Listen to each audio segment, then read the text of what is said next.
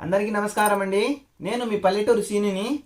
ఈరోజు అంశం ఏమిటంటే తుఫాన్లు, వాటి స్థితిగతులు అనే అంశం మీద ఈరోజు మాట్లాడబోతున్నాము.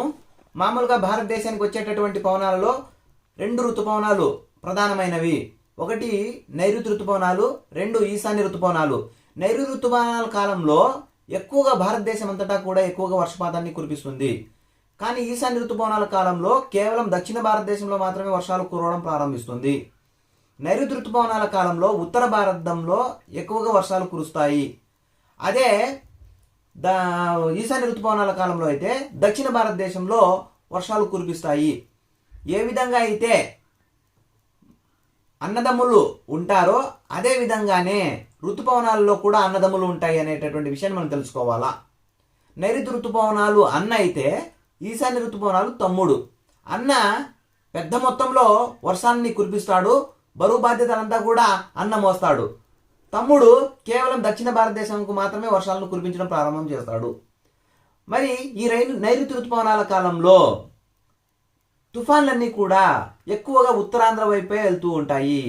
ఎందుకంటే నైరుతి ఋతుపవనాల నుంచి వచ్చేటటువంటి గాలులు, నైరుతి దిశ నుంచి వచ్చేటటువంటి గాలులు అన్నీ కూడా బంగాళాఖాతంలో అల్పపీడనం ఏర్పడిన తర్వాత ఆ గాలులన్నీ కూడా ఈశాన్యం వైపుకు నెట్టబడతాయి, అంటే ఉత్తరం వైపుకు నెట్టబడతాయి.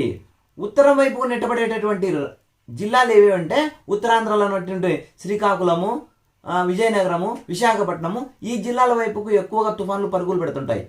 ఒరిస్సా వైపుకు పరుగులు పెడుతూ ఉంటాయి. ఉత్తరాంధ్రను ఆనుకొని ఉన్నటువంటి ఒరిస్సా వైపుకు తుఫాన్లు పరుగులు పెడుతూ ఉంటాయి నైరుతి ఋతుపవనాల కాలంలో. అదే ఈశాన్య ఋతుపవనాల కాలంలో అయితే ఎక్కువగా తమిళనాడు, శ్రీలంక, దక్షిణ కోస్తా, ఈ 3 జిల్లాలలో ఎక్కువగా తుఫాన్లు తీరాన్ని దాటుతాయి.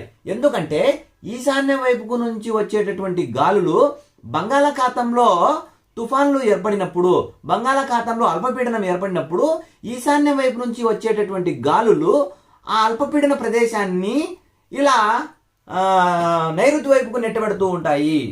అందుకే నైరుతి వైపుకు ఉండేటటువంటి ప్రాంతాలు తమిళనాడు, ఈ విధంగా మనకు దక్షిణ కోస్తా జిల్లాలు ఉన్నాయి. అందుకే ఈశాన్య ఋతుపవనాల కాలంలో అన్నీ కూడా దక్షిణ కోస్తా, తమిళనాడు, శ్రీలంక, ఈ ప్రాంతాలలో మాత్రమే ఎక్కువగా తీరాన్ని దాటుతూ ఉంటాయి.